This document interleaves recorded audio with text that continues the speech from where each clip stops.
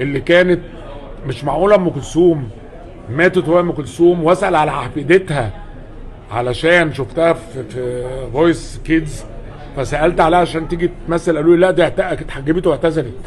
تخيلوا ام كلثوم كده وحفيدتها كده، شوفوا احنا وصلنا فين. اللي كانت مش معقوله ام كلثوم ماتت وهي ام كلثوم، واسال على حفيدتها علشان شفتها في فويس كيدز، فسالت عليها عشان تيجي تمثل، قالوا لي لا دي اتحجبت واعتزلت. تخيلوا ام كلثوم كده وحفيدتها كده، شوفوا احنا وصلنا فين. خلاص يا جماعه نتصور بقى خلاص.